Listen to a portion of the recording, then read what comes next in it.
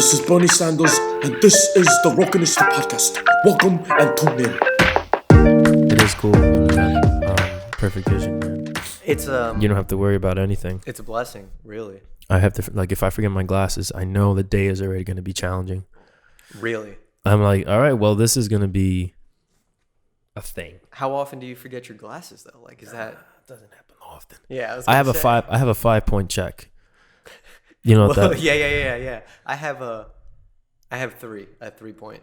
I think You're gonna have to, when we do start, which we are actually starting. Yeah, okay. Sort of, but talk much closer to the mic. Like here. Like yeah, you could bring it closer to you. Hey, what's up? Yeah, Like here. Like why'd you get deeper? Like you want me to be in the mic? Like you want me here. to be in there? Yeah. Okay. Let's just talk like that the whole That's time. fine. That's fine. So like I heard you're like a photographer, videographer. What do you do? A little photography. And whispering is not my strong suit. No, I'm not.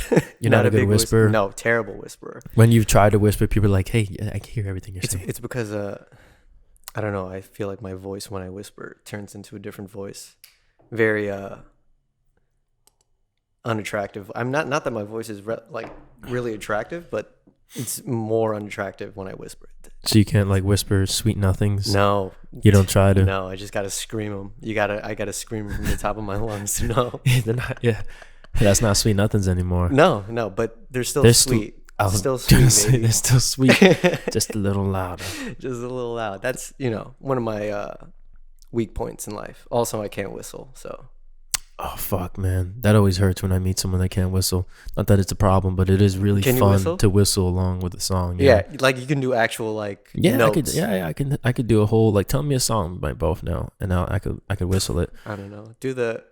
What's the song that has a whistle in it?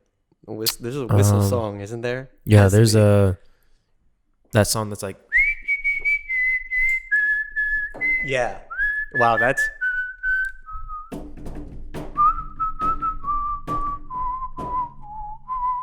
If I listen to the headphones, that's the track. That's the track. If I know things that I don't remember the lyrics. Yo, that's good, man. You should do a little singing, do a little voice acting. Do a little cover. Maybe. Yeah. Yeah, I did sing. I sung for Valentine's Day. Really? Yeah, I got really soft on Valentine's.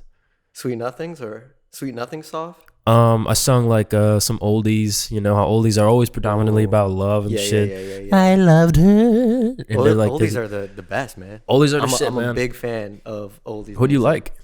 In terms of artists, would you consider Ella Fitzgerald oldies? Yeah, or is that like American classic? I think she's dead. Yeah. So that's definitely oldies. So if they're dead, it's oldies. Yeah, I mean, if they died at like 26 or something like that. Biggie Smalls oldies. But it's like 1940s, classic. 50s, 60s. Ella Fitzgerald, I think, was like predominantly her time period. 60s, 70s. Fitzgerald. I mean, how can you not be? Her voice is butter. She can do so much. Dude. So much. Like her. Billie Holiday too. Billie Holiday's great. Her and the stuff she did with Louis Armstrong is great. All the like Live at the Verve, so good. I listen to all that stuff all the time. Yeah. I feel like it's hard for me to find new things that I like, so I just look to old classics that are tried and true. So I'm like, let me listen to that. Like, people still listen to this. Like, it's got to be good. Yeah, I always listen to it. It helps with like visualizing some things too. Like like if I'm writing and it's like a romantic scene or something like that, I'll just throw on some of that like cheek to cheek. Yeah. And then it's like it helps. The best. There's some solid shit there, man. That's just a different time period for music entirely. Like none of that can be replicated today, I think. It's there's still a lot of storytelling in music, definitely.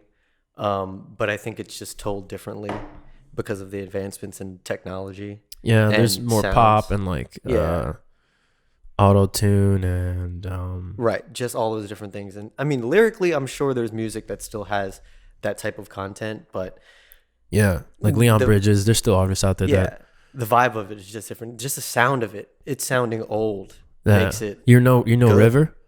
What's that? River by Leon Bridges? No, I don't think I've heard that song. Oh man, incredible. Jamie, pull that up. I love showing people this song. Look, we'll just play a little snippet of it. And it's exactly that. And Leon Bridges is like Jamie's pulling that up on the line. He's pulling it up. This music video is beautiful too. I wanted to like even highlight the video itself. I've been watching a lot of music videos recently. It's too. so good. Kind of looks like Jersey. I'll let it like play out a little bit. I love the cinematography here, man. It's like minimal. Bro, this feels like home. And this is my drive home, going down like the turnpike, passing like sun setting. Yeah, this is like, you know, I'm in Elizabeth, so big port city. A lot of that shipping containers. A lot of that sort of shit you see driving by, and I just love their infusion of like that sunset, nighttime, and like the feeling that night brings, and how homey they made it feel already with like that, just that humming. And the drive home. Look at this, so clean, man. All right, but I'm gonna skip forward because I gotta just show you the song just a little bit. Yeah, there we go. This is Leon Bridges. That's Leon Bridges. That's you him. know it. Look at That's this shit. Leon The Bridges. camera's on him. Yeah. It ain't moving.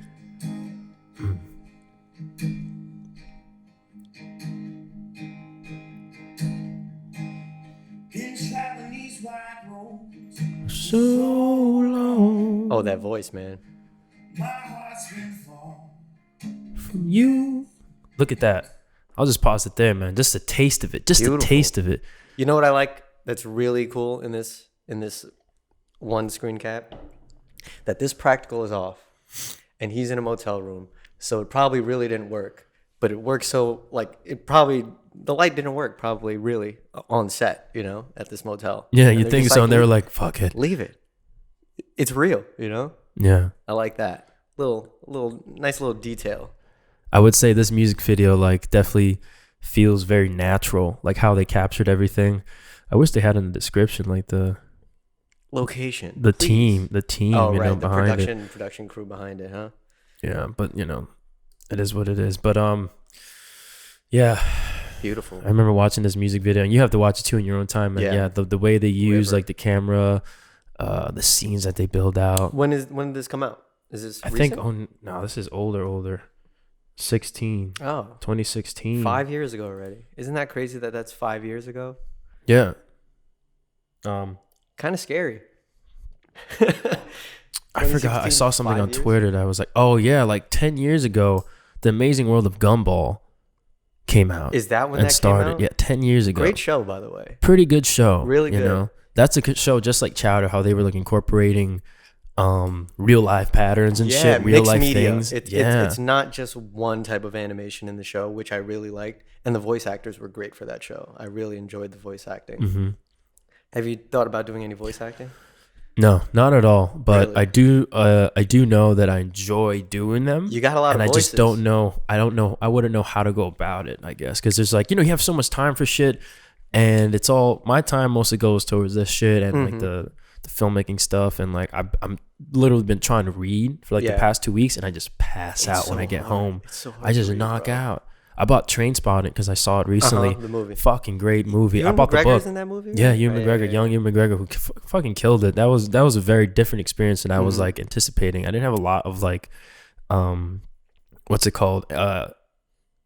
Anticipation. Like I didn't really expect anything. Right. I just kind of just went in nude, Just watched it, naked, right. just bare body, walking into this movie. Walking into the theater. Beautiful naked. shit, man. Pretty like. I haven't seen it, but Well, definitely on the basically, list. it's like in the it takes place in Scotland. I think in like the 1970s, and it's like following these heroin addicts, essentially, like these That's people the that only are thing I know about it. yeah that they're struggling heroin with this addicts, drug, right. and kind of like the debauchery and like rotten world that they kind of find themselves in, and it gets deeper into that. It's like those movies like Requiem for a Dream, like those sort of like that Does it sort make of you feel vibe. dirty after? Because Requiem for a Dream makes you feel like that a little bit, right? Like you don't The feel way it good ends- about yourself. Yeah, it ends in a weirdly inspiring, disturbing way. Okay. Like you wonder if the character even learned anything. Oh, And it's like, but it's like semi-exciting. Like I can't really say it because it's such a specific thing. No spoilers. No right, spoilers, right, but right. it was like it was this like intense energy, but you knew that like he didn't change. Right. Like he there's just- not necessarily any progression in it. I wish you saw it. I was about to slam on my table. It's like, fuck. I just love talking about like specific movies too, where they have like these intense scenes and intense storylines. Because I don't know when you watch a movie, but I really much connect to just like story and the characters. Like if one of those are flawed or lacking, I just kind of like lose attention a little bit. It's hard to keep your attention in something that you already know is kind of fake, or something that doesn't seem, I guess, not real, but you can just tell it's just fabricated for the sake of being a movie, you know, and it kind of loses you. It doesn't keep you in that suspension of disbelief area anymore. You're kind of just like, all right, you forget about it. But when those characters do connect with you, it's like, it's hard to take your eyes off of it. Yeah, did you see I saw The Invisible Man recently. And that's The Invisible Man. Oh, the one with you got it. The lady from Elizabeth Moss. Elizabeth Moss. I love her. Yeah, I think she's pretty amazing. I haven't seen *Handmaid's Tale*, which I hear she's that's amazing in, and I hear it's a great story. But Mad Men, you know, huge Mad Men fan. Yeah, me too. Mad Men. They ain't happy. Yeah. They're not happy. Nobody was really happy in that show. No. I mean, they weren't mad either. They weren't mad, but they were mad for money. Why was it called Mad Men? I think it was a term that they called ad men or something. Yes, yeah. They say it. They say it in the opening lines. Jesus Christ. You said you're a fan? I need a rewatch. It's been a while. You need some whiskey, I think. Yeah, put a little whiskey in the system. You might have to take some time. Look, something brown. We have to become Mad Men. The opening starts. That's a pretty good opening, man. Yo, it's just somebody falling, and it's like with the ads, it's just like these images and all illustration. Yeah, the ads of the 60s are top notch. I have this great book that's like 60s ads. Neat as hell, bro. That's a lot, man. What? Look at me. Split that with me, man. I am the lightest of weights. Literally a lightweight. Literally a lightweight. There we go. Yeah. Perfect. That's better, right? Perfect. Oh, man. Cheers. The neatest of neats. Yeah. I really connected with that show. It's nice. Woo! Woodford Reserve. Yeah. Woodford Reserve, guys. Beautiful. Not sponsored. Thank you. Not sponsored, but this shit is fucking delicious. Maybe one day. Yeah. It's so good. I was talking to my friends. I recently just started getting into drinking a little whiskey. Because why not? Yeah. You know, trying to become a madman. Yeah. And I asked for some recommendations and was recommended this Woodford Reserve. And I'm happy with the recommendations. I guess my friends know what they're talking about. Yeah, you can trust your friends. This is pretty solid. Yeah. Did somebody else suggest this one? Yeah. So I went to the liquor store to pick up the Woodford, and the lady working there was just like, "Oh, can I help? Can I help you out?" And usually, you told me she thought she knew you. Yeah, usually you're just like, "No, I'm just browsing. Like, don't want any help." But this is a nice liquor store, and she seemed like she would be helpful. So I asked for a recommendation, something to take the edge off in the evenings, sigh of relief, and highly recommended 2 stars. This is what it looks like for show them how just to avoid it. 2 stars. Was very adamant that this is exactly what I was looking for. She said I would come back and buy the big bottle because I would enjoy it so much, and I went home, was so excited, poured a little in a glass on the rocks, swirled it around a bit. And was utterly disappointed in what it tasted like. God damn, what did it taste like? 2 stars. Yeah, that's what I was about to say. It's that's a really aptly unfortunate name. I know. If people don't like it, they have an immediate joke they could say. It's like, yeah, that shit is literally 2 stars. It's I don't know. They named it, aptly named 2 stars. Sorry to the 2 stars creators out there. I don't have the palate for whiskey, maybe. Yeah. Well, no, everybody has I'm not the authority, so look. Yeah.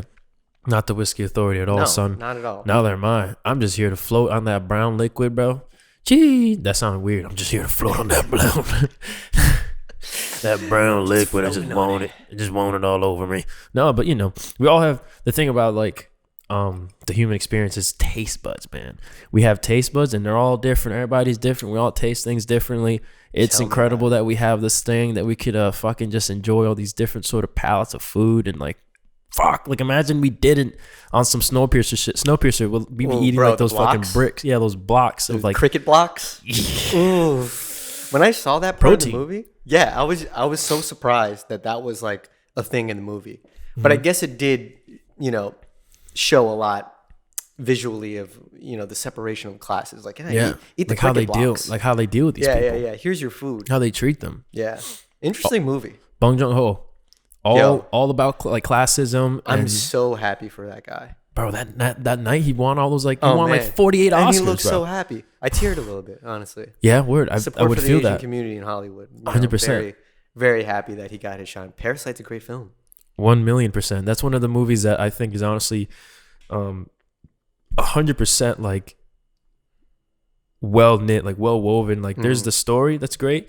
The cinematography like communicates a lot of different things in terms of how like things are framed and just shot. And then the acting was incredible. And then the twist, and it's just the writing, the script itself is incredible. Like, right. It's like, I feel like when most people expect, when they hear something's a great film, they want to be wowed and they want to see like the craziest visual effects and things, like very oversaturated when they think of like a good movie. Maybe like Marvel as an example. Marvel's great, don't get me wrong. They are great in their own way. But when people are like, oh, it's a great film, and they watch something like Parasite, and they're like, some people like, wow, was that overhyped or something? I don't think so. It was a really good story. Yeah. And it was just entertaining throughout the movie. And even with foreign films, it's hard for me to know if someone's like a really good actor, because I don't know culturally.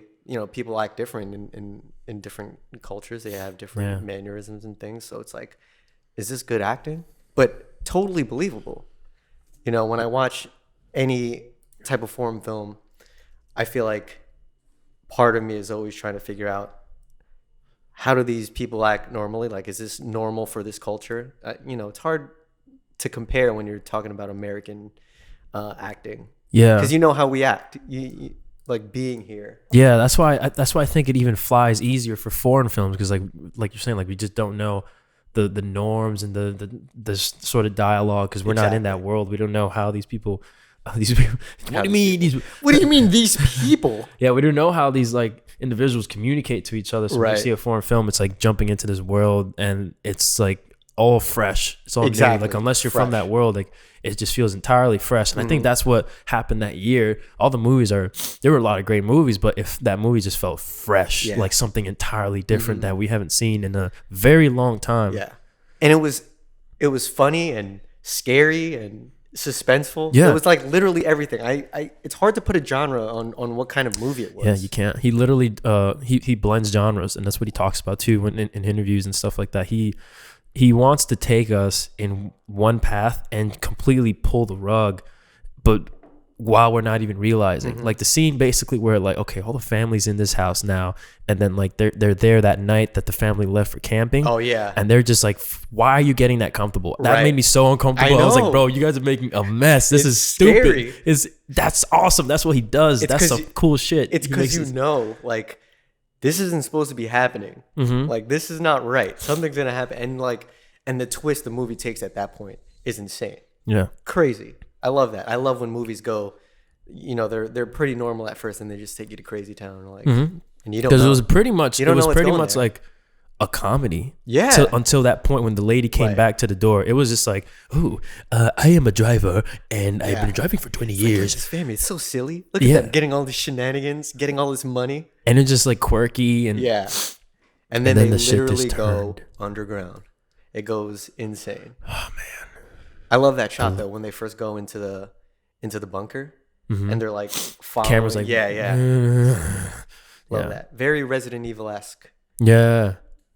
Love that. Yeah, man. I love that too. That's the thing about movies and just like preparing, like the more time you have to think about these things and these like how to capture something, the better. Because then like if you could communicate suspense more, if you could like that long tracking shot was just building up like what's down there. It's like instead of like one angle static and it's just like them walking down, there's so many different ways you can shoot something. But then it's like, what is the feeling you want to convey? And that movie just had it's just like everything was like on point, I think. And that's something like that comes from like someone who knows, is experienced in the visual medium. Yeah. And putting those emotions across in a way that they don't have to say anything. No one, literally, like no audio at that point in the movie. just music building up and the camera movement. Music. Going deeper into the hole. Deeper into the darkness. Yeah, and then it just takes a whole turn and you're like, what the fuck is happening? And even when they get down there, it's not like the movie's totally dark. It still kept some of the same jokes and lightheartedness that they were, going throughout the movie. Like when the one lady is begging and just calling her sister, like, don't call me sister. I don't know you. Yeah. You're not my friend. Yeah. It's like, okay. It's like immediate flip of feelings. Yeah, like, exactly. That's, yeah. I mean, I feel like it's some alien shit, bro. To be able to write some shit like that, I don't know. To be able People to are write different. that and communicate that through different cultures is the biggest and most insane part to me. Right. Like for it to be that gap that he like reached. I mean, there's class struggles all around the world, but for it to be like a very Korean film, and then people in America or all across the world are watching it and just like, yo, I get it. This is funny. Even to understand like, the humor in it when they're folding the pizza boxes and in the fumigation. Yeah, bro. Like, why is that entertaining to me? I don't know, but there's a lot of subtle things too within the, like, once you rewatch the movie after watching it, you realize the title Parasite is accurate. This family is a group of parasites, right? And that fumigation is like, yeah, these are roaches, but they're strong. They're sitting through that and they're fucking doing this thing. Anything, and right? It's like these subtle symbolic scenes. They're living in this basement that they can see just a little bit of outside, like they're bugs, like they're underground. There's like these little things that once you watch it again, it's like, oh, this all makes sense. Just like how they've swarmed around that girl that was talking about, like, I think hire another person in the job or whatever. They were just swarming around her like bugs. You pick up on these different behaviors, little like things, right? Yeah, once you start watching it again, you got to watch movies like that like 2 or 3 times. Exactly. Movies with rewatchability, like, I mean, I feel like that's the mark of good cinema. I think any good product, even photos or short videos, commercials, even, it has that rewatchability factor. Like, yo, I got to see that again. That's when you found something that's quality. Yeah. What's the movie you feel like you watched the most? Or that you've watched the most? Yeah, I have like 2 different moods. Like, if I want to feel good, if I want to feel like when I'm depressed or I'm down or some shit, Yeah. I always go to Pineapple Express. Really? That movie is the best. That movie, I think, is great. The story, the acting, to lift me. Yeah, in terms of just comedic value and like how the story like is written and is laid out, and just the naturalness of like Seth Rogen and James Franco like duo, like classic duo adventure. Yeah, and it's definitely a fucking pothead movie, but it's like when he kicks his foot out the window to try to make a hole. There's like these moments and intensities, like it all feels still real. Like that would actually happen. And then there's the more serious one. It's like No Country for Old Men. That's like mine. How many times do you think you watched that? I've only watched it once. Probably like not too many times, like 12 or 13. It's either that one or District 9. District 9, really? That's a good choice. I like that. I watched that maybe twice, and yeah, it's an interesting movie. It's not what I thought it was going to be when I was going into it, but definitely a fun one. Yeah. What do you look for when you're watching a movie? Like, I look at character. Like, a lot of people look at character, but I look at the character, like I was telling you before, and like how they change like their arc. Like, I love basically character study films. Like Taxi Driver. That's why I like Joker a lot too, because it's like we're focused on this individual one person, right? Yeah. Like, what do you look for in a movie? I would say character stories is a big one, just because I love seeing people change or how they could change. But also, I like weird shit, like shit that you don't expect. Like, one of my movies that's a go-to is Eternal Sunshine. Yep. Just shit that's out there. Yeah, I didn't mention that's like my go-to when I'm feeling like emotionally stressed and sad. That's like I'm like feelings when you're in your I want to cry. So I know Jim Carrey's gonna do his thing to me. Jim Carrey's gonna help me. Amazing in that movie. Yeah, and the cast is just so cool. Yeah. Kate Winslet, Elijah Wood. Like, Elijah Wood. What is that guy doing? Mark Ruffalo. Yeah, Mark Ruffalo in the film. He's the Hulk now, baby. Man, He's like, the Hulk now. Great, crazy. Great cast, great film. That's cool. I love that movie. Yeah, and it's just not what you expect. I like those stories that are kind of like, I'm a big I guess, would you call Twilight Zone sci-fi? Yeah, right? Yeah, mixed for sure. It's like that. I like that weird kind of experimental, creative type. Yeah. Of film. Also, you must have liked Black Mirror a lot too. Oh yeah, big fan of Black Mirror. I love the old Twilight Zones because it's like the oldies for music, you know. Yeah. Keep talking. Though. It's like, you know, when we're talking about the oldies, listen to Ella Fitzgerald or Billie Holiday, and they have that classic feel to it. That you can't really replicate with today's standard of things. It's the same thing I feel like for me with the old Twilight Zone, like the Rod Serling Twilight Zone. It's just got a different feeling to it. What's his name? Peele. Key and Peele. Yeah. Get Out. Not both of them. What's his name? Or Jordan. Jordan. Michael Jordan. Keegan Peele. Keegan Peele and then Jordan. No, Keegan K. Why were you Peele? Key and Peele? Yeah. So it's Keegan Key. His name is Keegan. Keegan Michael. Keegan Michael. You're talking about. Wait, we're talking about the director, right? Yeah, Jordan Peele. Jordan Peele. Jordan Peele. Yes, Hang on. Jordan You gotta Peele. Jordan Peele. He did the new Twilight. Look at this Zone. handsome motherfucker. He did? Wait, what? Yeah. Oh shit. He was, I think he directed a few episodes, but he's definitely like executive producer of the new Twilight Zone that came out. There's an episode with Oh man, I gotta catch that. I think it was on I think he's a CBS or goddamn something. genius. Yeah, so I didn't get to watch all of them. There's an episode with Steven Yeun, I think the second one. But yeah, I was bringing that up because like Fucking Glenn. Glenn, great guy. Fucking Happy love for that. him too with his Oscar nom. But yeah, the original Twilight Zone series just has like a feeling that you can't replicate, even with, you know, today's stuff. And I'm sure Jordan Peele, great writer, you know, he's done a lot of good work. But something about that oldies vibe, that old original feel. Yeah. So I like that. I want to do. My dream has always been to shoot some like Twilight Zone series episode. Word, man. Some type of thing like that we can't. Yeah, that would be interesting. Like just something that I don't know. It's. Do you ever look into the writers in that show? Just because it's like they're so different. Like back then, thinking about certain things. Like I'm specifically remembering an episode where like the character wakes up and there's no one in his town and he's just running around. I think that's one of the first ones. Yeah, this is probably when because it came onto Netflix and I was like, ooh, and I just started watching the beginning ones, but I never trailed on. I never kept. Watch some original Twilight Zone stuff. I like the look, man. I like the vibe. Yeah. It's just like time travel a little bit to go back to those times. And it's when like the acting was still kind of stage acting at the time. It's like they're like kind of really extreme. super extreme, and like clearly this guy is acting. But I love that. It's like a play, you know. And I feel like if I'm gonna shoot something, I want to shoot it like that, kind of like stage acting, where it's, you know, it's fake, but it's a story being told, or, you know.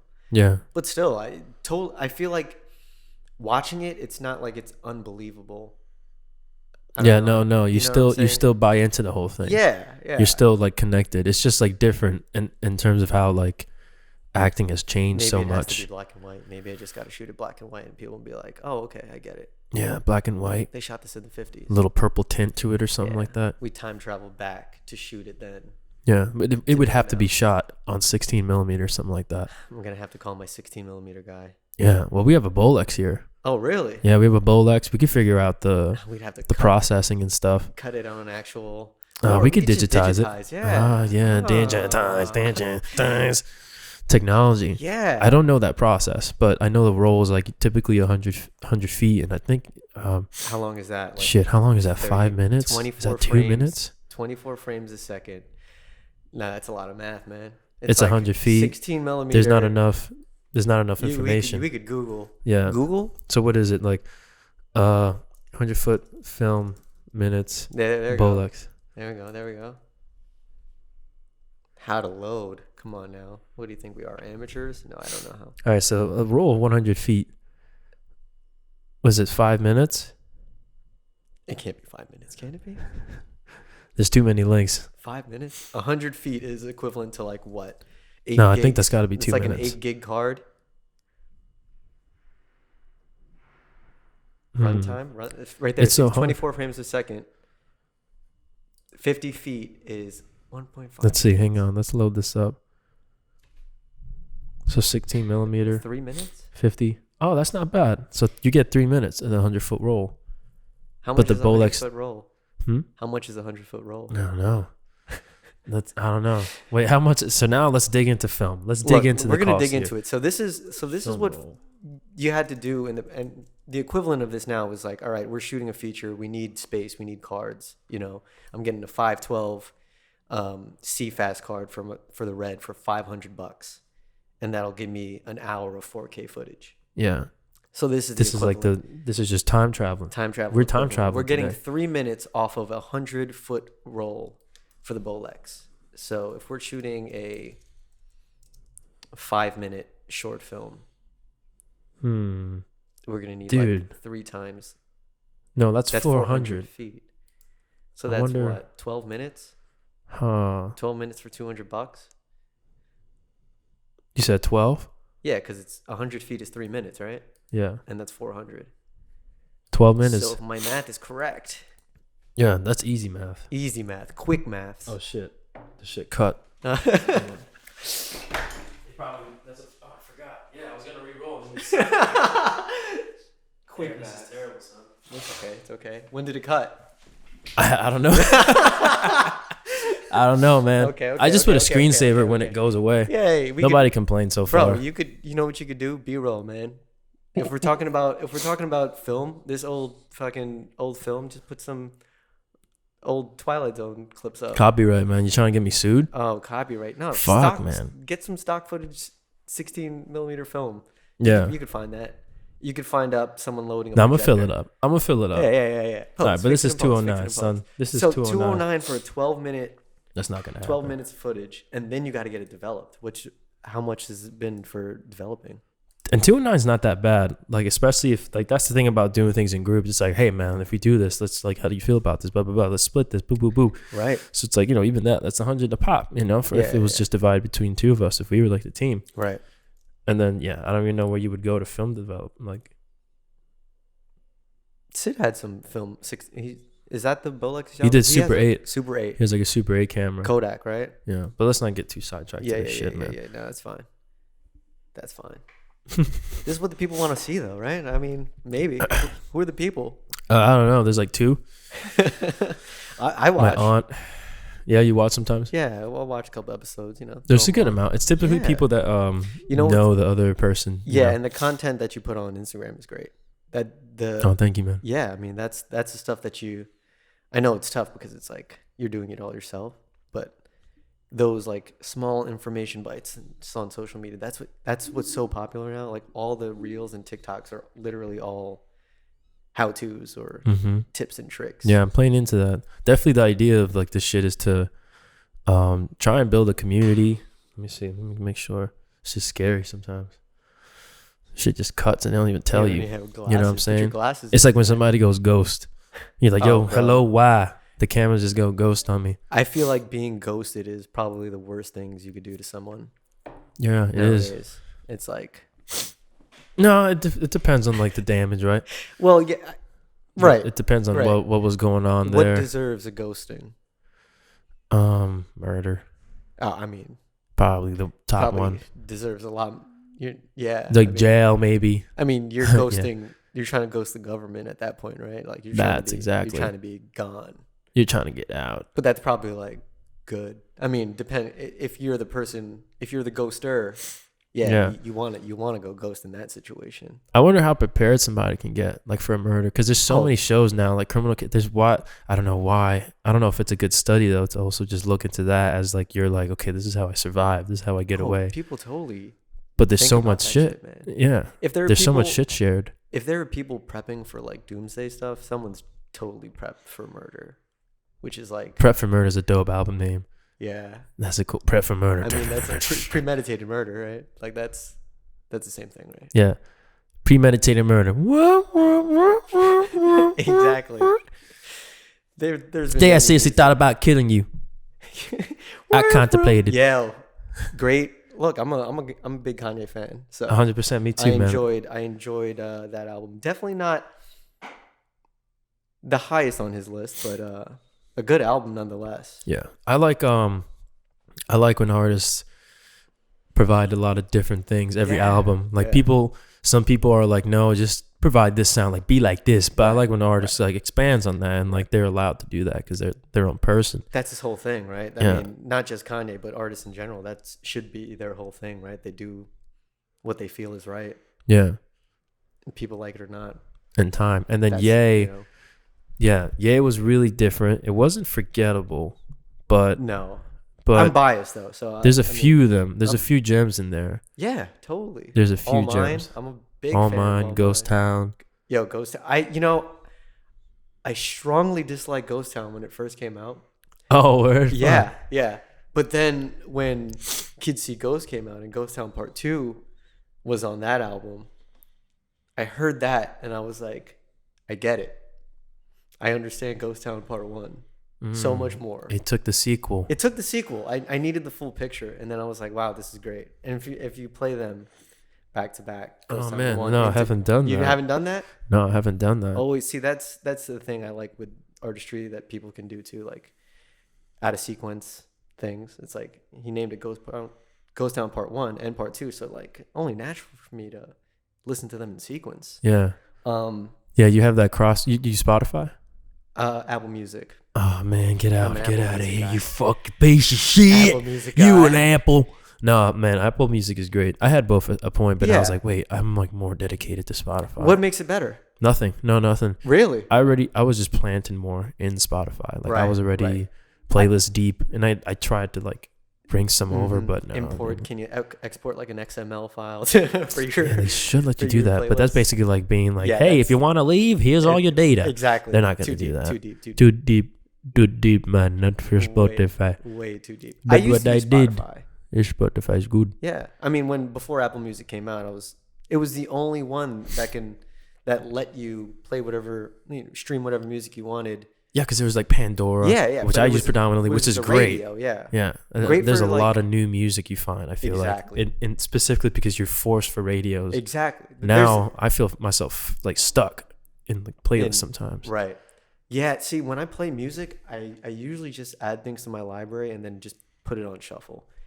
I can't think about making the songs or what I want to listen to. Just like I'll pick when it comes up. I see. So wait, so you have hard. One thing of just like 1,000 songs plus. Oh yeah, just my library, and then I'll just tell Siri play my songs on shuffle, and then I'll just so you don't get like skip if I don't want it. You don't ever want to get like hyper organized where it's like. It's hard for nighttime playlist, and it's like this is a shit that you play when you're like yeah. I've made a couple playlists, but only for I feel like very specific purposes. But usually, if I'm just feeling something, I'll just ask to play it if I know it's a song I want to hear. I'll tell Siri to play it, and then I'll just let it. Fucking Siri. Yeah, Siri sucks though. Siri doesn't suck. Alexa sucks. Alexa's really? like. I feel like Alexa's as a virtual assistant in terms of things they can do, questions you can ask. I think Alexa's way better than Siri. Yeah, it's actually pretty incredible. It just kind of like this one kind of acts weird with me, but they're listening at all times. Yeah, it's pretty cool. That's the thing. I don't mind it. You don't mind them listening at all times until I get into like bigger shit where I have to be like, yo man, listen, we're gonna hire 48 prostitutes. Like I don't want that listening. So that Alexa wouldn't be in that room. Right. But right now I only have one room. That's true.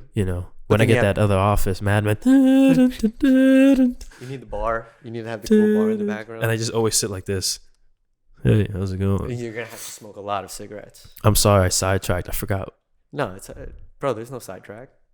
There's no sidetrack. This is There's track. no track. There's no track, man. It's fucking crazy, man. Literally no track. We're just floating. Yeah, floating on the brown liquid. Ching. That's our opening. It's like the brown liquid, and we're just like, all right, that's enough. I don't know why brown liquid. I think about like diarrhea. Bro, it's a brown liquid, totally. But fucking whiskey. The thing, you know what I love, and this is going to a totally different subject about the like getting into whiskey and trying different alcohols, is that they have the best bottling game ever. Like the bottles and packaging for alcohol is the best. Yeah, is the best in terms of like I guess bottling. Yeah, orange juice sucks. Juices are not fun. They're just they just have containers. like plastic containers. There's no thought process behind it. Look at this. I love like this. So I was like listening to Kanye's podcast with Joe Rogan, and he was talking about like the designs of things that are around us, and it's like it's so monotonous. Like some of the shit, just simple shit like that, like juice. It's just like this basic looking shit, all the same. But something like the almond creamer. That's some good. Some of it's kind of getting like interesting. Yeah, the fucking almond creamer. Well, but also they need to make this shit look shiny, son. Look at this. They got to make this shit look sexy because alcohol. Look how sexy this looks. I don't know why they still sell cigarettes, but they do. And they, this shit fucking is the same amount of poison. So it's like, okay, how can we advertise it? Because cigarettes have like sometimes like dead people on and shit. This is going to be you. But, whiskey doesn't have to do that. So they can go all out.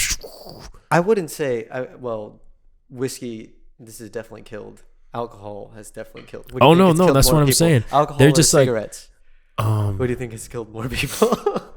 Probably alcohol because you think so? DUIs. So not only just like overdoing it, but like drunk driving, I think kind of falls into the deaths there too. But I feel like with alcohol, there is a happy medium where it's not bad for you at all.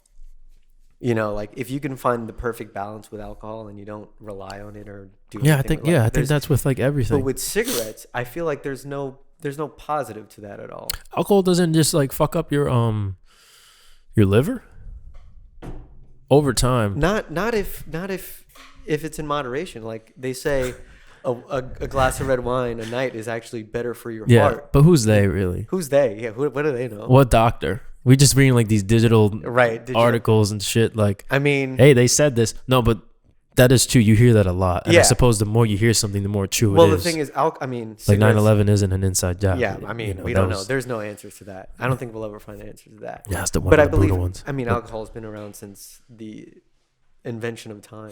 History, keeping. They banned it. I forgot why the prohibition happened, actually. Do you remember? Oh, it's, They banned it at some point, and then there was so much crime that came up from it that they've just like, okay, it's fuck. All corruption, man. They should do the same thing with drugs too, I think. It was in the agenda of the higher ups that alcohol must be banned. It's all prohibition, man, with legalization of marijuana and stuff. Clearly marijuana is not Schedule 1, but it is because that's the agenda. Yeah. But look, I don't want to get deep in political conspiracy theories, but there's definitely conspiracy theories. Imagine the conspiracy theorists when prohibition was happening.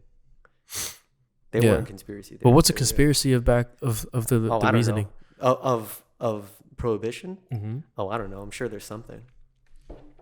Right? People need to argue about something. Probably like control of something. Yeah. That's what happened with marijuana. Like I think it was like what do you call them? Like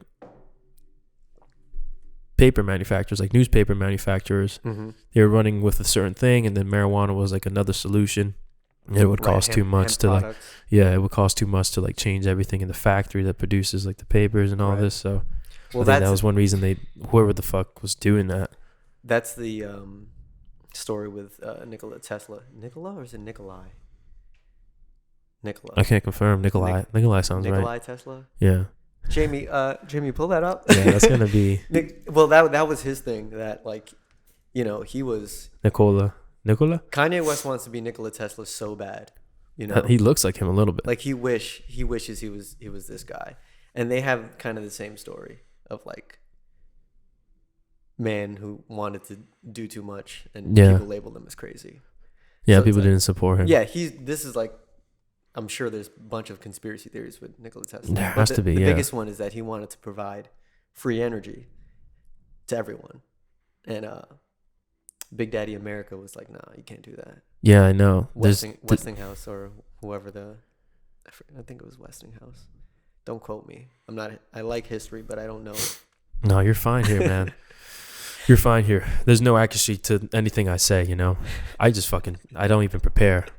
I woke up 30 minutes before this. I threw up as I was putting my socks on. It was a mess. Did you throw up in your socks? I had to change socks. Yo. And then I fucking came in here, man, and I was like, let's do this. Top 10 worst feelings. Wet socks. Yeah, wet socks. Wet willies, that's for sure, but that's not up there really. Top 10 worst? I mean, 10. 10 is a lot. 10 is a lot. Like how much shit is... Top 5 is definitely wet socks. Yeah. I really don't know what else would go down there, but wet socks are the fucking worst. Yo, the worst feeling. You ever been to like a water park and you wet your sock? Or you go to like Six Flags, Disney World, you get on the Congo Rapids. Well, you wet yourself if you're at a water park. Yeah, true. That was a bad example. That's why I switched it to Disney World, Six Flags. On Congo Rapids, you're just like, I'm not supposed to get really wet, but just fucking when it rains and you step on a puddle. And when you're rushing, when you're rushing, you're pushing it because you're not analyzing the floor quickly enough. You wouldn't understand the depth of a puddle. And if you step on it, fuck, man. Puddles are dangerous, man. Dangerous places. Puddles, I mean, I always remember childhood. Courage the Cowardly Dog. You remember that episode with like the fucking the puddle and like the witch was coming out of it and she was like a fucking underwater fish or some shit. But she was a beautiful witch. There was like a different world in there. Yeah, there was a different world in there, and it was like hypnoptizing fucking Eustace because he's a dude, and he's like, oh wow, look at that fucking body, There's the sirens, Yes, the sirens. They don't make that noise, but they become like the most attractive thing, or the thing that you're most attracted to. Isn't that about the sirens? Or they do that singing, like the singing is what's enticing. That's what they say, that the sirens would sing sweet songs, and the fucking. Yeah. Would you come to me? Hell no. They're probably. It depends. I mean, if I'm out at sea for like 3 years and there's been no women around on some lighthouse shit. Yeah. And if I heard that, maybe I'd be like, "What's that? Make that sound again." Yeah, I'd be interested. Yeah, that's a hard. Yeah, I mean that's why you're attracted to, because like that was actually like that was beautiful. Let me fucking ride over there real quick. Yeah, exactly. I mean, I think about the lighthouse too. That the mermaid. We were talking about it earlier. That movie is a fucking nightmare. It's a nightmare. It's a nightmare. But I think that's what it was like living at a lighthouse. It was probably not even like an exaggeration of the film either. It's like this happened. Yeah, I mean, somewhere. If you need to take care of a place like that, and it has upkeep, and then there's a storm, it all makes sense. Their fucking ship, they missed their ship, and then they just got stuck there for God knows how long, because that movie played with time so beautifully. You were just like, where are they? Like at this time, what's going on? They never really told you either. No, I think they said 2 weeks. Right. 2 weeks, which is like, okay, in that situation. But that's what he said. It wasn't that one of the when they missed the ship. When they missed the ship. Yeah. Right. It would be like 2 weeks before. Yeah. And then Willem Dafoe had that monologue where it was like, was it 8 weeks, 2 weeks? And then he's just like, who knows? Yeah. Oh, dude, man. I love that guy. He's fucking amazing. Yeah. He's so cool. He's so talented. Like just the way he portrays these characters. Like I love the Boondock Saints. That's a silly ass action movie that I just love. He's got range too, man. 100%. Bro, he's in John Wick. He is. Oh, he plays like a villain. No, the third one, the first one. The first one. He was in John Wick. Fuck, how did I forget? Willem Dafoe, John Wick. He was. I gotta watch that shit again. He was one of John's allies. Like when he came back, he was one. William Dafoe. Yeah, fuck. He was one of the people. John was like, I could trust you. He was in Grand Budapest. He was. Do you remember? Fuck, I just punched my very much in his character though. This fuck you, Mike. Yeah. No, that movie was intense too. Man, Willem Dafoe's a great actor, and he's just like he seems like a cool guy. Yeah, I mean, I don't know, like some great chemistry in that movie too, man. Him and Robert Pattinson. Oh, in Lighthouse. In the Lighthouse, yeah. Him and Robert Pattinson just hit like different notes. They just let their insanity go like crazy. I wonder how that was for an actor, I've never seen Robert Pattinson do that. I haven't even watched Twilight. I haven't watched many Robert Pattinson movies. You need to watch Good Times. One, because what's Good Times? Because go fuck yourself. Just watch it, right? Okay. And then 2, I'll put it on the list. That's it. Period. 2 done. That's like an ad for it. Yeah. Go watch it. Go fuck yourself. No, it's a great movie by the Safdie brothers who made Uncut Gems. I don't know if you've seen that. Yes. If you've seen that, and if you like that, Good Times is I believe, their first movie. Okay. And it's like, they have this style. They have this style of like building this intensity, building this like anxiety. Where is this movie going? Yeah. Where is it going to go? Yeah. What's this character doing? Because the characters that they seem to like is like characters that just get themselves into deep as shit. That's got to be like 2016, 2017. Dude, man, good times. Good times. It's so good. You think you're gonna find it from Good Times? Wow. Oh man, that's the show. That's the show. Safdie. 2017. Yeah, so it's from 2017. So they're from this movie. Oh, okay, 2017. Yeah, from this movie they fucking were able to make Uncut Gems. Secure Adam Sandler, who's a fucking brilliant guy, in the back. He's Yo, like, yeah, fuck with you guys. Yo, that's cool. Imagine securing Adam Sandler for your film, bro. Yeah, I mean, And then that's the power of like doing one of his like most powerful roles. Like, yeah, this is that Adam Sandler nom. I know. I'm glad that they took him. Fuck. Hang on. Oh, did we cut? Did we cut? Oh shit, the card's full. Card full, bro. When did it fill? How about that one? Alabama. Man, I'm just gonna keep all this shit, man.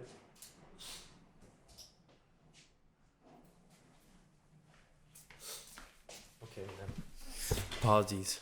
No, it's all good, all good. Apologies. Intermission. Yo, you need to get that Dunkin Donuts sponsor. Imagine Dunkin Donut ad like in the middle of this. While we're talking, it's like, yeah, but do you like donuts? Well, Dunkin Donuts. Yo, I'm a fan of Dunkin Donuts, man. I think they're just Dunkin now. They're just you're right. They're just Dunkin. What do you think about the rebrand? And what's funny about, I know they were in that fucking room, and then they were talking about what they would say when they change their name. They're just Dunkin now, and there's a ring to that. Yeah, I think they're just Dunkin. Well, because they had the whole. I'm mixing my drinks, by the way. I'm gonna go do a little coffee and whiskey is a good combo. Coffee and whiskey. They had their whole campaign of America runs on Dunkin', which was like they were running on that for years. Yeah. So then I think they kind of worked their way up to just calling it Dunkin' by building it in, like just getting people associated. Most people call it Dunkin'. I'm sure they did some type of market research. They had their guys go out there and survey 100 random people. What do you call this restaurant? Dunkin' Donuts or Dunkin'? Yeah, that had to have been that's what their money goes into in their research and development. I mean, yeah. I guess their that's like their marketing, market research, that market budget. That market we got research. that market money. Yo, can you flip that screen towards me a little bit? What's up, guys? This is the main camera. This is me. I'm the host. We got Lawrence over here. He's a good kid. Lawrence, tell me something real quick. Yeah. Tell me something now. Anything. When you look at this scenario, right? Okay. You picked up the camera. What did you shoot first, Lawrence? The first thing I shot. What did you shoot first, Lawrence? Mountains. I'm going to mountains. Oh yeah, where? I'm going the highest peak on the highest mountain, man. It's about the challenge. It's about getting up there. The photo is just it's the marker, it's the memory. But it's about getting up that mountain, That is life. That is life too. It's about getting up that mountain. Where's the top? I don't know. Have you seen The Secret Life of Walter Mitty? Was that just like dialogue from it? No. You just quoted it? You just did the monologue? No. Yeah. I thought it was like really good for Ben Stiller. It was different movie. Different Ben Stiller movie. And there's like these like poignant moments that are just like so beautiful. Yeah, they captured like just life in a very. It was not. I didn't know what the movie was going to be about. Me either. I don't know what I was getting into. Yeah, but it was an interesting. It wasn't the deepest movie, and the writing wasn't like the craziest, like the most sophisticated writing to explain life. But it was fun. It was an enjoyable movie. Ben Stiller was fun in that. Yeah, like that's like his self-exploration movie. He's he's showing us his deeper. That's his deeper side. Eat, Pray, Love. Eat, Pray, Love. That's Ben Stiller's Eat, Pray, Love. I haven't seen Eat, Pray, Love. Me either. Fuck. Eat, Pray, Love that was a book. Yeah, very popular book. That was a book. All one knows. Who's the actress? I don't know. It's the girl off of one of those shows. I wish I knew, man. I wish I knew names like that. Yeah. I have memory for. You have your favorites of things, Yeah, and exactly. I guess that's what your brain decides to store. It's amazing that we do have these brains, and I just don't want to. I don't want to say like how limited we are, because like they do so much, but sometimes just the fucking memory, man. My memory fades so much. You know that like movie trope of, or I don't know if it's just a movie trope, but just the I don't know what the hell that is. Like the movie? No. Of like humans only use like a percentage of their brain. Yeah. Or whatever. Is that true? Like, do we actually only use 15% of our brain, or is that just some Hollywood shit that people make up? Like, we what's the actually percentage of our brain? Yeah, because I think our brain is doing so much already in terms of like I think communicating our movements and speaking. certain things control certain percentages of A lot of it's of brain subconscious, power. I think, right? Exactly. I So don't know. I don't know what's the truth behind this myth. We need the mythbusters on the case. Maybe I could spell better. How much of a brain What? do you actually That's a use? myth. It's got to be a myth. It's a myth, What, right? we're all 30%. fucking You're dumb. telling me I only use 30% of my brain? 10%. What's the other 70% doing half the time? Clearing the cache? Yeah, You mean the 90%? Cache? He- Cache. You mean the 90%? Oh, we only use 10%. If we use 10% of our- I mean, I don't know. It seems like that's just a myth, and it doesn't say like a percentage. We just use our brain. Like, so, right. like part of our brain is dead. It's just like, Right. Like, humans only use 10% of their brain. Like, okay, what's the 90% doing? it's just fat because things It's could just be there. fat. Yeah. You know, like pork has a lot of fat. It's just there, unless you like eating it. And and apparently, if you activate it, you get superpowers or something. You know, If you activate, yeah. There's a lot of good movies that revolve around that. Limitless. Exactly. That's Yeah. what I'm saying. Is this a movie trope? Is this just like a thing they say in movies? Or Yeah, is this fucking Hollywood that planted this myth? yeah. But I come think on. Bradley Cooper. yeah, it's really Limitless, surreal. he's- Like, imagine like just reading things that fast. I remember when he like bumped into this girl in a hall and he just noticed the books in her bag and then like Right. jumped into what school she could be from, and like, I mean, yeah, I feel like we as humans like can't really multitask, but we try to do it. Mhm. But just imagine unlocking that crazy, like, well, some people have that photographic memory. Yeah, That's a real which thing. is insane. Yeah, that's a real thing, There's which I'm jealous about. a girl who has this. I guess they call it a disorder, but she remembers literally everything. Like she could recall every moment of her life, and they say it's a disorder. I guess because it's not normal to recall every moment of your life, but Yeah. I It's just a forget- different way you were born. Yeah, It's it the was just different way how like her your brain DNA is works. built Yeah, or something. yeah. But imagine that, remembering every moment of your Yeah. life. It's weird that they that's the label that a Black Mirror. disorder. That's the right, exactly. It's the Black Could- Mirror episode with That's the grain. pretty amazing. Right. With the what? With the memories, and you can like the replay. grain, yeah. Yeah, that's pretty brutal. Like just like being able to Right. play back memories. Well, like because you don't get to heal. and from you your- zoom in you don't and get shit. To heal from your past. You Yeah. just relive it all the time. that's too much. Yeah. Which I So already that's do. I'm why like they a call it nostalgic disorder. person. Yeah, it's an amazing thing, but I guess it's a problem. You're like, It's good to You're- forget you're sometimes. probably it is good. It is part good of the to forget. process. Part of the process. Yeah, it's part of the healing process, or not forgetting, but there's definitely like these Learning. like learning and then moving, making sure you just move forward. That's the important part. It's the best outlook on life. That's the that hardest part for a lot It's of the hardest people. part, right? But it's the way that you just make everything not a negative. You can learn from it. Yeah, But it's important to accept it as a negative to understand. But what do I know? I'm no psychologist. I'm just a boy. I'm just a boy. We really should have worn like some Star Wars like wigs or some shit like Bro, that. We're like talking really wisdom here. Yo, super wisdom. We're on our Yoda shit right now. Wonders not shit. No, that's not really. He That's talks in pretty good. riddles. That's pretty good. Yeah, he does definitely talk riddles. Shit does not. No, wait. No. Sit does not one. Huh? What am I trying to say? Bizarre that they had It's to a- write differently for him. Very cool. Yeah, pretty good Yoda voice though. You think so? yeah, Yeah, I it's like a can't- I little bit can't. like. It's like a little high, I weird. totally can't do that. It's like a Muppet almost, Yeah. Yoda was a Muppet. Yeah, it was a Muppet. His original. Yeah, I gotta say, it was like, how do you start a series? Oh, let me re-roll on this. Yeah. Speaking of, I guess reroll. Star Wars. Since it is May, we're recording this on May 4th. Oh yes. Yes, so May the 4th be with you. First of all, in true Star Wars religious fashion. Of course, may the fourth May be the with 4th you. be with you. As a series, writing that, I don't know. I don't think he actually meant for it to be this big. But when you watch everything that's behind the scenes of George Lucas and writing the process, he always explains it like, "Oh, we knew this was gonna be." Yeah, Like the planning behind it was insane. yeah. I think he was a really confident guy. He did a movie before, American Graffiti. Yeah. And like I think the way that movie even came to be was like a challenge between him and like he was in that group of filmmakers, which I can't say the names, but they all kind of grew up together. Like filmmakers that are, and like, they were just making bangers, right? Yeah, like and they were just challenging each other. Like, hey, I bet you can't make like Cameron a modern. Was probably one. I watched a documentary on this. Yeah, let me just look. Yeah, because that to me was astonishing. Crew, it's like right? it was these crew. It's like that's how things should. Yo.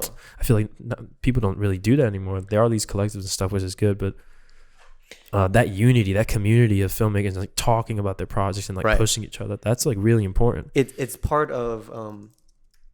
It's like they had their crew, but they still had their individuality. Like that was the point. They pushed each other. They were each other's competition. You know, like. Yeah, I don't even know what to look up. Making each other better. George Lucas early. Steven Spielberg was like one of the. Yeah, no, that was all these legends. Yeah. Friendship. Martin Scorsese. I think, was it all these people? It was like who directed them, Spy Kid? Like, no, not Rob. I don't think it was him. Yeah, there's a photo of all these motherfuckers. How'd they meet? Yeah. Gee. That's power right there, man. That's some filmmaking genius power. James Cameron with his yeah. I mean, you need that, you know. Yeah. You need the people to push you to make something better at all times. Yeah, and I was saying, like, I think he was really confident because American Graffiti, I think, came from like a challenge, like a bet. Like, I bet you can't make like this sort of movie, film and be successful in it, because I don't know. I guess the style that he was like, I don't know what it was exactly, but I think I read that and he did it, and that movie did really well too. Yeah. I still haven't seen American Graffiti. It's really fun if you like the 1970s. Like if you like the oldies, like it's not oldies. It's like that look, but it's got everything: the cars and like the music and just the vibe in general. George Lucas fan. I gotta look at his work. He killed it. And then Star Wars is just like such a weirdly entirely different thing that I don't think he anticipated to get as big as it is now, but I think he was pretty confident it would be successful. Because they had like marketing like deals after, and like even licensing for toys and all that shit like pre-planned. Yeah. They knew it was gonna be like a pop sensation, like it's gonna go crazy. Nobody's seen something like that. Well, that's what they say in all these documentaries. Again, do we really know if he knew like this is gonna be the best shit out? It could have been weird as shit because everyone was like, "There's a fucking robot here. It's like a dome. We got a midget in a costume." Right. All of it is little so person out there. Dwarf. Yeah, dwarf. One of them, little person. I think little people. No, because I was talking to somebody that's like, I don't like little person. I'm a person, and it's like, okay, but I thought that was a term, and it's like, oh, midget. It's like person, just a person. Yeah, just a person. But then how do you identify? Well, there was a person in the costume, but I'm sure on set they thought this shit's kind of weird. This shit's like fucking intensely weird. Yeah, I mean that's the whole story with Harrison Ford, right? Like he hated Star Wars. Not hated, but like playing that character. On Solo. Like he's pretty open about being like not the biggest Star Wars fan. I didn't know that. I actually didn't look into his feelings. Not like diehard Star Wars guy. People got upset with Star Wars over time. Like the guy who played Mark, what's his name? Mark Hamill. Who played Luke. Yeah, he was pretty.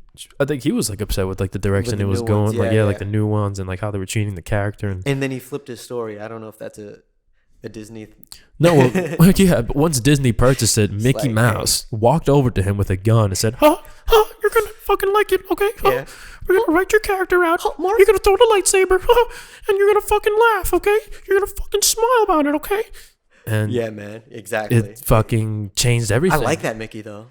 I take that from South Park. You watch South Park? Yeah. That fucking Mickey Mouse. Yeah, that Mickey is it's the direct depiction. I mean, it's the correct depiction of Mickey Mouse, of what he's actually about. I think so, man. You could be Two-Faced. That's a good fucking laugh. Yeah, that's that Mickey. That's laugh. Scary. Imagine like fucking hearing that at night. You're just walking down your hall, like about to just go like brush your teeth. You're just waking up. You hear, Luke. It's really high pitched. Yeah, no, man. He owns him now, man. He owns Luke Skywalker, and he made him. He made Mark like it. It's like, look, listen, Big Daddy Disney says so. Yeah. Hey, look. It's maybe about money too. It's like, hey, if you keep talking like that, we're just we're gonna recast you. That deepfake shit. They could just put a face onto someone. They don't even need him anymore. The fact that they own Star Wars, though, it's like they'll always win. It's such a big name that won't go away. Bro, and it's so flashy now. It's ingrained in my system. Like I was raised on Star Wars shit. I feel like. Who's like when you hear like when someone says Star Wars, like who's the first character that pops into your head? Me, Darth Vader. Darth Vader, cool. Yeah. I think Darth Maul. I love his Darth double Maul, side, bro. even though he died easy quick. Yeah. Sad as fuck. That was like a I terrible have a fight. great Darth Maul memory that has to deal with my child. Yeah. Word to tell me. So What does he do to you, man? Phantom, no. Fuck. It's great. Darth Maul. Phantom Menace just came out. I guess it's, what is it? 1999, 2000. I guess I'm like 8 or 9, something like that. And I have a birthday party, huge birthday party with my family at some hall. Like I guess I was turning 7. 7th birthday is big in Filipino community. 7. Yeah. Age What's of the wisdom. significance of the Age number? Wisdom, I guess. You know, it's like I see. he's a little man now. I don't know. It's like, yeah, no, you're getting there. Yeah, 7 years old. I mean, You're paying bills over there. I don't know. Yeah, at that age. It's when you can drink in the Philippines. 7 Damn. years old. They hand you a Imagine. shot of fucking Woodford Reserve. I don't know if they're drinking that. In the No, they're probably not Philippines. drinking Red that. Horse is like the Filipino drink. That's the only one I know. That's like the go-to whiskey. No, it's like a. Oh, that's like their beer. It's like a beer with liquor in it, I believe. Huh. It's like It's like a mix. hard beer. I don't know. That sounds weird. I'm That sounds Man. it sounds like it gets the job done. It sounds I need tasty. to get more in tune with my Filipino culture. Yeah, I know Presidente is like the drink for Dominican Republic. Yeah, Presidente. Yeah. A-Rod sponsored, right? A-Rod's. Did he? I'm not sure. I believe so. I'm not sure, but No, I know he that there's was- just a lot of beer bellies in DR. Presidente, that's And what my Modelo. dad buys. Your dad Modelo, buys that? I think Modelo is actually A-Rod, one of those. One of those.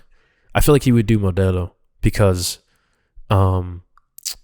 Presidente's cool, very mainstream, but it's got like this feeling to it. I feel like Modelo's look, it's like a brown bottle. You gotta like unravel it. It's like an experience. It's got the rounded, right? Mm-hmm. Rounded top. And it tastes really good. Again, alcohol bottling game, next level.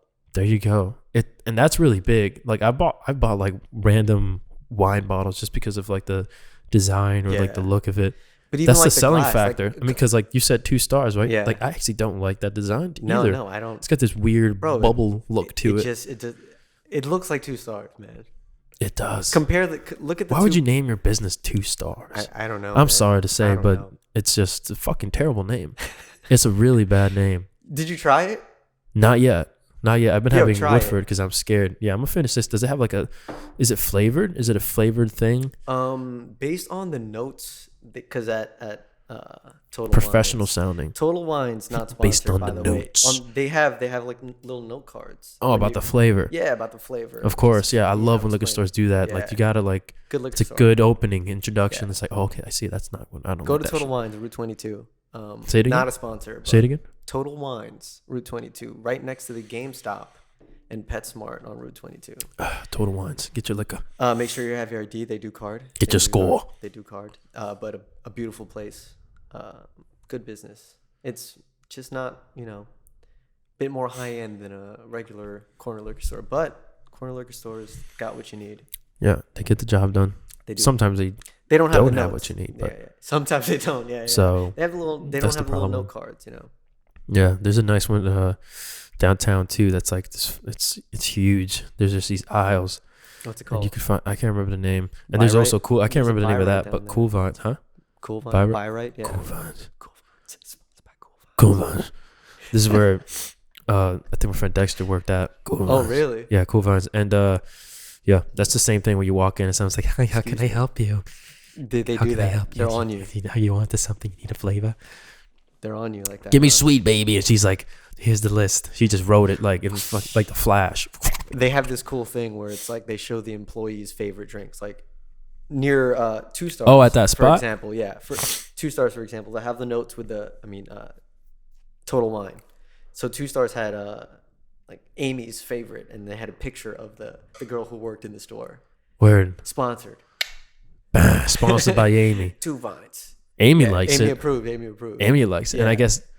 Oh, hang on 1 second. You want me to roll on that? And we're back. And back from our commercial break from Dunkin. And here we're back. I'm here with Lawrence Cortes. So when you do this, when you do your editing, what's your process? Well, so I feel like this is my podcast now. So I I want to know. I sit down, I contemplate suicide, and then I just start touching around for me a little bit. I look around, Well, no, I sync everything in Pluralize, which I highly recommend everybody to get. Pluralize, what is that? Oh fuck, man! Listen, I love telling people about this program. It's like $300, Okay. or I don't know if it's different now. It just syncs your audio, man. It just makes it all fucking easy. So if I have 2 cameras and I have like this audio source, and like I'm not gonna go in Premiere and like etch it here and like try to let it sync. They itself. don't have like a multicam syncing audio feature. It syncs the audio, but sometimes it just like doesn't do a good job. So Pluralize just makes the syncing job easier. And this is also if you have several sources, you know. So this is simpler. There's just like this fucking thing, but it does it in a snap, and then I just export the XML into Premiere, and now it's the synced sequence. Yeah, and then I just kind of from there just cut it up, and I get rid of like the racist things. A lot of people have said, no, imagine a lot of people in Jersey are racist. I just cut it out. I have to cut it out for their sake. Yeah, no, I didn't. I just cut it. Any of these pauses that happen, like when the camera cuts or something, I go back and I just erase that and delete it, unless it's like funny, you know. Yeah. But and then how do you tell? You just make your own decision. That's the hardest part of the job. I keep everything for the most part. Oh, everything. Okay. Yeah, because I've always thought about this as being like the most rawest thing that I want to do, and I don't want to work too hard at it in terms of just like even finite no, that's why it's like unscripted, and it's like some people just come in here and it's stream of conscious dialogue, so it's like there's no track. Yeah, so it just feels all more natural where how we flow into subjects and how we just like start, because we could just be like do, and then we like land on like a dope fucking thing that it's like the fucking reason we're here, right? And it's like, and then like Parasite, like we love, like, you know, we both love movies, and I love talking about movies, and when we get that opportunity, we want to express all these fucking thoughts, because I feel like people don't like talking deep about movies sometimes, or at least not, you know, you got to build that environment around you, but the people around me, some of the people, it's because you can take a story and you can actually, everyone applies a different meaning to it in their own way, and it's fun to see that when people can express that. It's hard to express that sometimes for individuals. Yeah. Did I answer your question? Did I ask a question? Yeah, about the editing. Oh, about this? Yeah. Definitely. Yeah. I just wanted to know like how you did it, because it's a lot. Yeah. I hate editing. I know too. Like I'm really big into promotion, like promoting yourself, or figuring out these ways to promote myself. So I have like a system where I have like a Photoshop file that's ready for the thumbnails. So I just have to like put a screenshot in, the font's there. I just have to change the number, and I just have to change the name, and then I export that. I just kind of do a quick color pass, and that's like the thumbnail. So I have like Photoshop files for the thumbnails for like Spotify, thumbnail for YouTube, and then it's like those mini videos that I export like of a moment from the podcast as like a thing to be like, you know, there's like a random fun moment or sample. Here's a sample. Here's a little taste. Here's a little sample. You want a little trailer? Yeah, because these things could go. This predominantly though, it's been like an hour, and it's like the chill. Like it finds like an end note, and it's like hour is like perfect. Yeah. Good conversation. But maybe who knows? You know, I want to be doing longer ones, but imagine editing those ones. That's when you need a guy. It's when you need Jamie, man. That's definitely when I need. Well, the thing is too, I think like what they do on that platform is just basically have like when they make like live cuts, and then that's the edit. Yeah, because they churn it out. You know, totally. So the whole thing has to like day of. Yeah. So the whole thing has to just like update in advance, and it's usually money.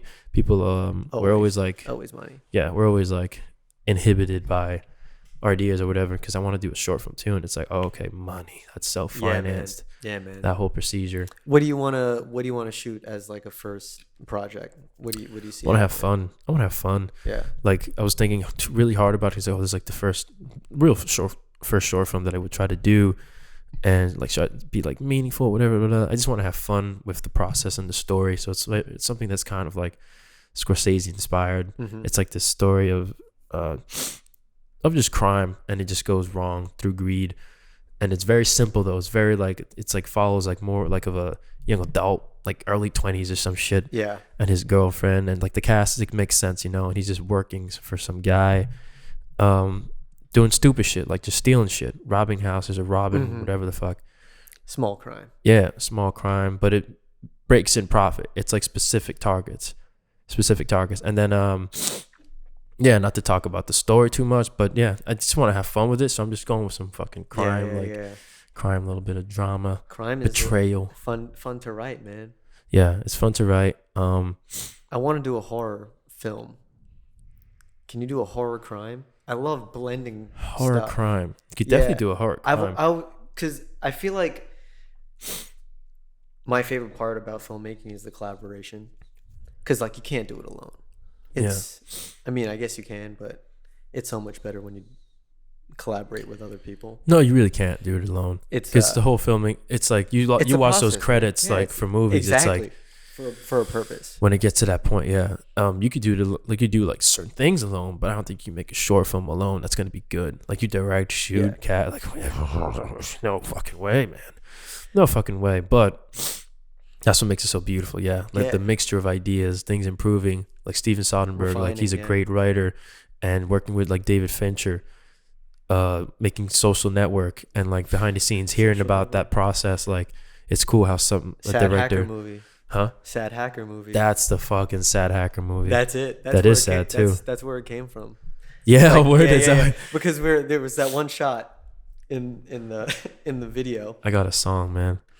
Where we're doing like a computer science shot, so it's like guys at computers and it looks like they're hacking. Yeah, we have the slow push in of our student walking into the frame. So we're sitting there waiting for the shot, and Sid just starts humming the Social Network theme song. Yeah, this, is this the one? Yeah, this is the one that makes you feel like it was called Social Network theme, I believe. It was like a piano. Oh, this is like the guitar. This is Lawrence. I'm sorry, but I sold your percentage. This is I sold your percentage. I'm sorry. The best part is when it comes back. It's like, lawyer up, asshole. Yeah. Oh my god. Because when I come back, I'm not coming back for 30%. I'm coming back for all of it. Yeah, you watch this movie a lot. You watch it. You match the energy when he does that. Yeah, you see that. You see that intensity. That's the fucking. He does that to Justin Timberlake. Imagine the gall you must have to fucking. Bro. Try and make Justin Timberlake flinch. I guess he wasn't Justin Timberlake, but he was Sean, whatever. Think about it. He got to do that to JT. Kind of cool. Andrew Garfield is amazing. And, Andrew Garfield is a great. I didn't watch his Spider-Man though.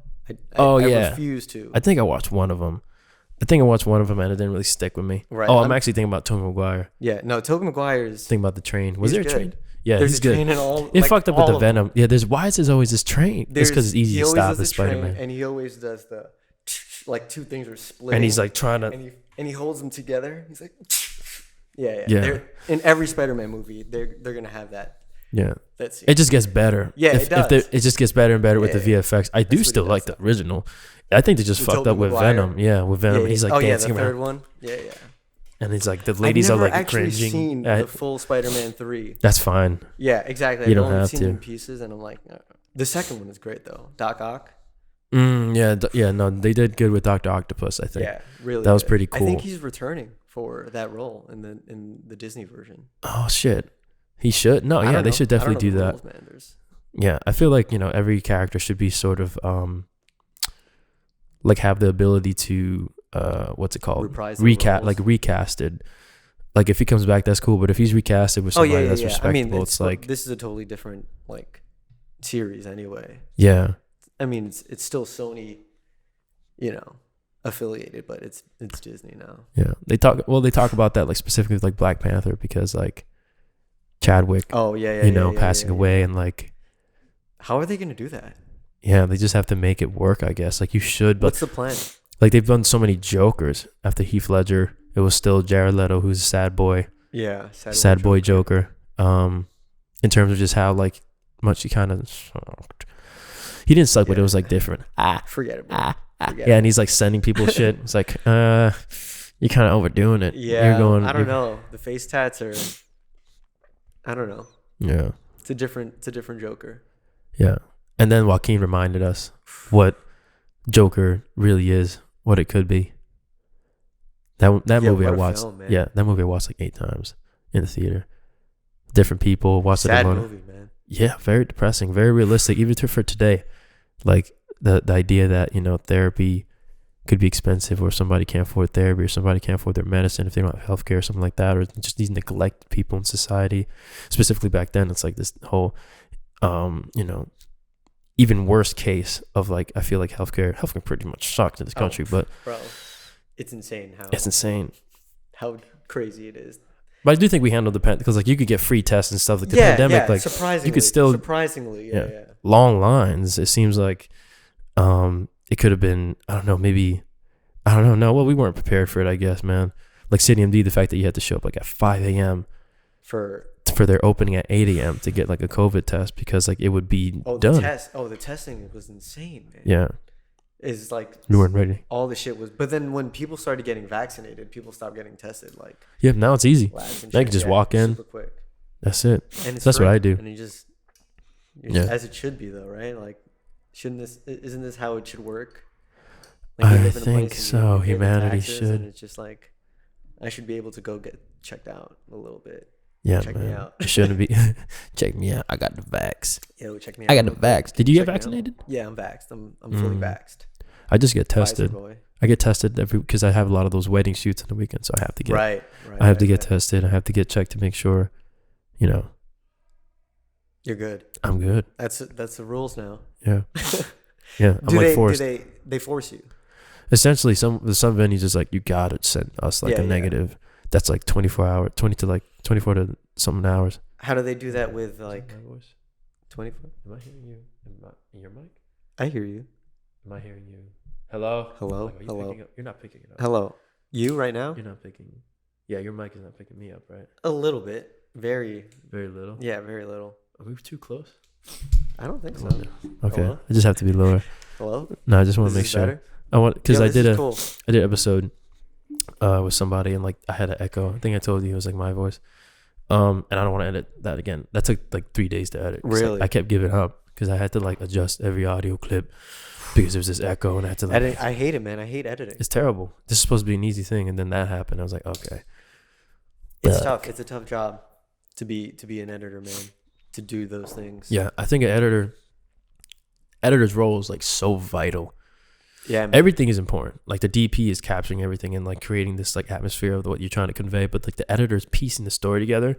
That's why I tried to get decent at it, because I know it'll just help me with structuring stories. Mm-hmm. But you can move closer. You moved away. Oh, yeah. Don't worry about it, because now you probably slid out of your shot. You slid out of your shot. My spot. You're right. I got you, man. I'm paying attention. I got your shot. This guy knows what he's talking about. I got your shot. Hire him. He knows what he's talking about. Hire me. I got your shot. That's it. That's the title. I got your shot. That's good. That's actually really good. I got your shot. Yeah. I got your shot. Yeah. Damn, I forgot what we were talking about. As that could be your business motto. I got your shot. I got your shot. Yeah, everybody has a tagline. He never misses. Right? Damn, that was dude. I was on set shooting a film about a guy whose penis disappeared. Yeah, his penis disappeared. When you heard about Kobe dying? Yeah, like I was on set. It was like a short film, like a comedy. Oh, okay. Yeah, this was like with Sid and Namdi, and somebody else was like directing, and two directors, like these like friends. Mm-hmm. And yes, this guy like loses his penis one night. He just has to deal with the consequences. He comes out of his mouth. It's weird. I forgot what it was. Really? Comes out of his mouth? Yeah, it's pretty disturbing. It's kind of funny some moments, some notes. It's a comedy. Yeah, it's a comedy. It seems like it's inspired a little bit by Pineapple Express. It has like a similar scene of like the door scene, like. How does he lose his penis? Is that a spoiler? Forget. And that might be a spoiler, I also forget. It's just the plot of the film. Like, it doesn't matter how he loses it, right? Yeah. Oh no, he doesn't lose it. It closes. The hole closes.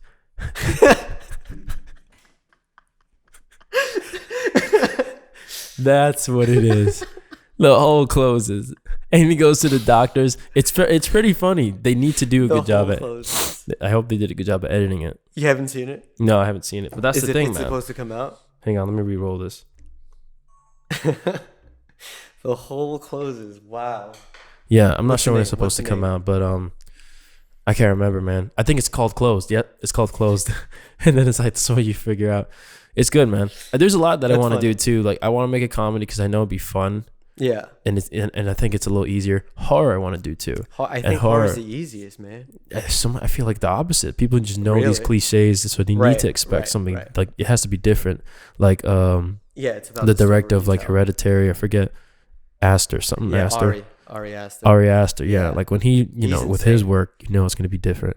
Yeah. And that's how it has to be. I've noticed the the theme of horrific tragedy always in the beginning. It's always, you know, Hereditary. Spoiler alert. Spoilers, please, if you haven't seen the movie. Yeah, fast forward or something, but you should have seen it by now. Yeah, you know? should have. When his sister gets decapitated, I found that to be the scariest part of any movie I've seen in the last 10 years. I was horrified. Yeah. Terrifying experience in the theater. Me and my brother watched it when it was a rainy night. It was another one of those rainy nights. Me and my brother watched Hereditary. Very fitting. And the next day, there was a decapitated squirrel in our backyard. What? The very next day. Literally. Really? Yeah. Fuck. Weird. A decapitated, like full body. You saw this thing. I believe I might have a picture on like a phone picture. Oh, you took a photo of it to save it as proof that you saw it? It was a clean. What decapitated it? Like there's no hawks. It wasn't like a nod. You know, it was like a clean. Somebody sliced it. I don't know, man. I don't know. God. I don't know. But if you see, I mean, that's weird because of the beheading. Exactly. What did you think at that moment? You were weird. like, I looked at my brother and we were both like, Payman. You know, like, that's Payman, bro. Fuck. That's Payman, bro. What are they doing back there? I don't know. It was nothing happened. Oh, okay, that's good. I'm glad nothing happened, man. No one like. Oh, I forgot I have your angle. Yeah, I don't even know. Oh, was that how good? it looked when you slid out? I forgot you could see yourself here. Boy, forgot. Let me see. There you go, man. Look at yourself. Wow, this is too deep, man. Yo, good background. Yeah, baby, this is the mind. Welcome to ROQ Initiative, where we travel into the space of conversation. Lawrence, now Hereditary. See this? It's a good stash, bro. I feel like we gotta be talking. Listen, boy. I never thought I could grow a mustache, and I think I'm gonna shave it soon. But well, now you know. And if you shave it, it's just gonna grow and grow and grow. It's gonna and keep grow. growing. You're gonna have to shave for the rest of your life. Yeah, that's my struggle too. I want to sometimes just have like a clean face, but it's like, what's up? This is hair, and I grow, and I'm back, baby. I don't think mine grows as fast. It took. This is like full pandemic stash. Oh, what are you talking about? Pandemic stash Since March? I don't think last March. No. That's full pandemic. That's full pandemic. That's definitely full, or like January, the news started trickling in, but March is like the shutdowns January, and stuff. Maybe like this January. I don't know, man. Honestly. Huh? It doesn't look too bad, man. First time I'm not a facial hair grower. What made you like say, let me try it out? It just happened, man. Indecision. Indecision. That's why I look like a mess. Yeah, you look fucking terrible, man. You know. You look awful. No, I feel like I look tired all the time. Allergy season, man. It is allergy season, and it's been destroying me. It's like, I snort Zyrtec, man. Really? I snorted it now. It just doesn't work when I swallow. That's why I'm sniffling. Actually, it doesn't work when I swallow it. Pause. You need it straight. You need it straight to the stream. Well, because it's supposed to go straight to the brain. Yeah. So I snort it. No biggie. No biggie. I'm just like I just twitch sometimes. What's the other one? Zyrtec and like Claritin. Claritin. He was like, yeah. Did I take it? Oh, I took a Claritin. Did you take one of each? No. Yeah, I took one last night, and then I took a Claritin like, today. Yo, I just took a Zyrtec and a Claritin. I was like, yo, is that okay? Big Pharma. Big Pharma, is that okay? Yeah, do it, because you're gonna have to buy more. All right, thank you, Big Pharma. Yeah, but no, my eyes have been. You said it, man, when we were talking. Like the first rub, you gotta be careful. Yo, man. That first rub fucks you dangerous. Up. Bro, tell me something more like insane. That's like you're the literally like, and you just keep going, dude. Bro, I'm pretty good, man. I've been pretty good because I know how much I've done. Like a light.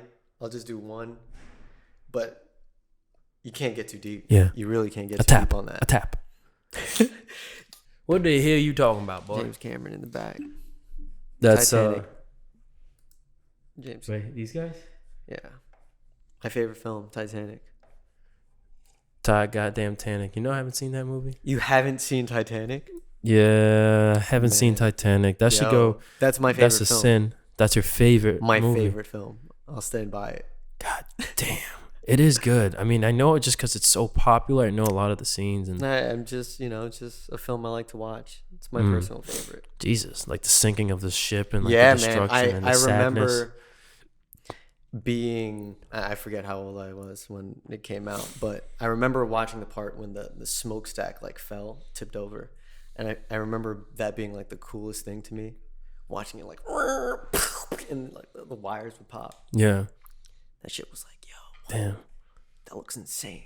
I gotta see it. I believed it. I was like, yo, he's Fabrizio getting smashed by the smokestack for real. Like, I believed it.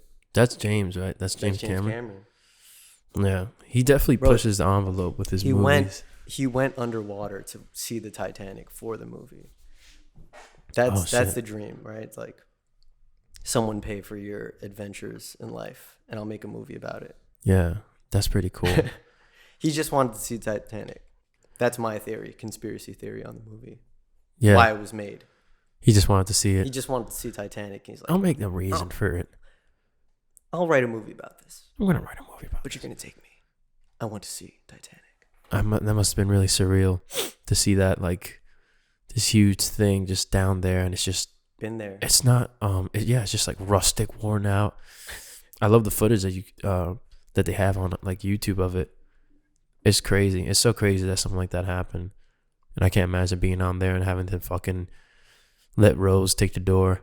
You know what I mean? Yeah. Keep the door, and then I just sink. I don't know. I just die. I'd be like, bitch, that. It seemed like there was more space. I mean, that's the on argument, the door. Right? Could he have? It's weight. It's weight. It's weight. Because people don't think about the weight. People don't think about the weight. It's like two people. It's a door. If you watch the movie again, this is the thing about the rewatchability of Titanic. If you watch that scene, you can see him try to get on, and it sinks, so he gets off, implying it can't hold. Exactly. That's why he didn't get on. It's brilliant. Everything is thought out. Rewatch the movie. It's in there. It's in there, man. Titanic facts. Titanic facts. Yeah, that's fact number 76. Titanic facts. Yeah. Look at the movie. Yeah. Watch the scenes again. Watch the film. Watch the fucking film. I'm glad we ended on the note of your favorite movie. Yeah, man. That's cool. Go watch that, man. Okay, I'm gonna go watch it, man. Wow. I've been slacking. I'm fucked up, man. I'm fucked up. I should have seen this shit by now. You should have. It's come up in conversation many times, actually. It's pretty funny. And it's like, I haven't seen it yet because I feel like I know enough from just everything. Like, I love how they did the sinking scene, just like how realistic it felt. Insanity. It's an epic. Insanity. It's an epic. But yeah, man, let's keep sinking, bro, in this brown liquid. You know what I'm saying? Closer. Goodbye, motherfuckers.